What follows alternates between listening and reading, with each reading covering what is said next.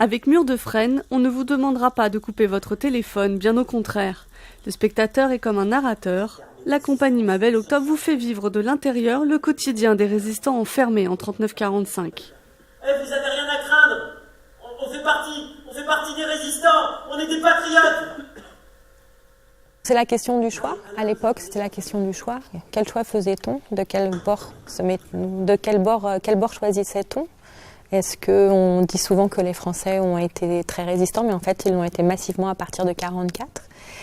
Quel épisode va suivre en fonction du vote que vous allez effectuer? Puisqu'il y a plusieurs mots qui relient plusieurs épisodes, des mots-clés comme amour, torture, arrestation.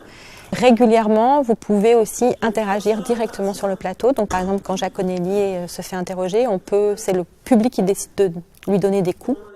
5 personnages sont actuellement créés, des personnages réels. Louis Giaconelli, Huguette Prunier, Robert Beck, Gaston Daoust et Bertie Albrecht. La compagnie Ma Belle Octobre a entrepris un long travail de recherche avec un point de départ, Mur de Frêne, du journaliste Henri Calais, qu'il publie en 1945. Qui est un livre absolument étonnant qui compile tous les graffitis qui ont été laissés par les prisonniers au départ des Allemands pendant l'occupation, pendant la Seconde Guerre mondiale. L'ouvrage m'a d'abord donné un certain nombre de graffitis et des indications sur quel type de personnes avaient été arrêtées et quels avaient été leurs destins.